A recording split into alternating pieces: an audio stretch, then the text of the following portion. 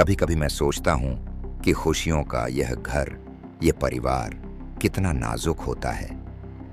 रामनारायण और मंगला देवी के सपनों में बसी दुनिया, जहाँ कुलदीप और अजय जैसे बेटे हैं, जिनमें उनकी बड़ी बहू अब विधवा हो चुकी है, और एक वफादार नौकर जिसका नाम खत्तार सिंह है, अचानक एक दिन बिखर जाती है। कुलदीप की हत्या ने सब कुछ बदल दिया। अजय यानी मैं अब एक छाया की तरह घूमता हूँ, एक अनजाने भय के साथ। कौन है वो गुमनाम कातिल? क्या वह हमारे बीच ही है? एक रात जब चांद ने अपनी रोशनी खो दी, दरवाजे पर दस्तक हुई। रात के 2:23 बजे मैंने दरवाजा खोला, लेकिन बाहर कोई नहीं था। हाँ, बाहर कुछ कुत्ते जरूर भौंक रहे थे। क्या यह एक चेतावनी थी? इसी चिंता के कारण मैं दरवाजे के पीछे छिपकर बैठ गया।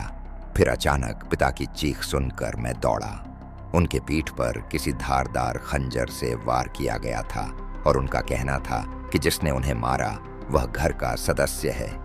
ये शब्द सुनकर मुझे खत्तार सिंह पर शक हुआ, क्योंकि उसको अपने घर छुट्टी पर जाना था, लेकिन छुट्टी नहीं दी गई थी तो वह गुस्से में चला गया था।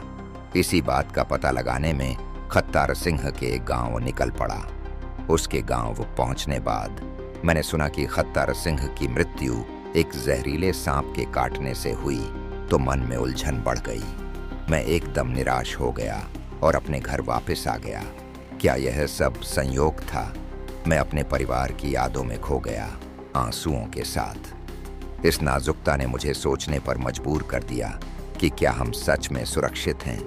धीरे धीरे जीवन साधारण होता गया, और लगा कि गुमनाम कातिल अब सक्रिय नहीं है। फिर एक दिन अचानक पुनः वही दृश्य मेरे सपने में दिखाई दिया, और मैं बहुत डर गया।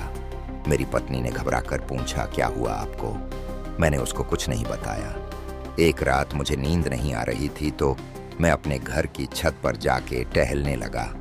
मैंने एक बहुत ही विचलित कर देने वाला दृश्य देखा और आश्चर्य रह गया।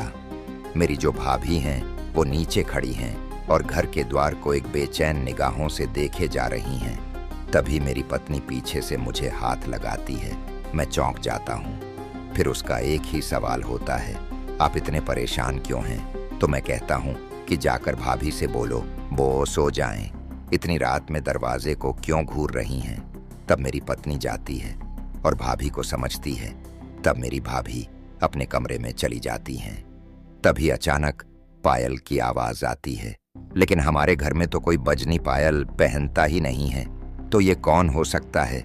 इसका पता करने के लिए इस पायल की ध्वनि का मैं पीछा करता हूँ, जिसकी आवाज हमारे घर के रसोइये से आ रही थी। लेकिन जब तक मैं पहुंचता हूँ, ये आवाज अब पूरी तरह से बंद हो चुकी थी। तभी अचानक मेरी माँ के चीखने की आवाज आती है। मैं उनके कमरे में जाकर देखता हूँ कि वह खिड़की की तरफ इशारा करते हुए कहती हैं कि इसने मुझे मारा। जब मैंने देखा कि उनके पीठ पर वही धारदार खंजर लगा हुआ है, मैंने उनको बचाने का पूरा प्रयास किया, लेकिन बचा ना पाया। मुझे बहुत गुस्सा आया। आखिर इस गुमनाम कातिल की क्या दुश्मनी है मेरे परिवार से, जो एक एक करके मेरे परिवार वालों को मार रहा है। मैं उसको घर में सभी जगह ढूंढता हूँ, लेकिन घर में कोई भी नहीं होता है। हाँ, मेरे घर के रसोइये से कुछ आवाज जरूर आती है।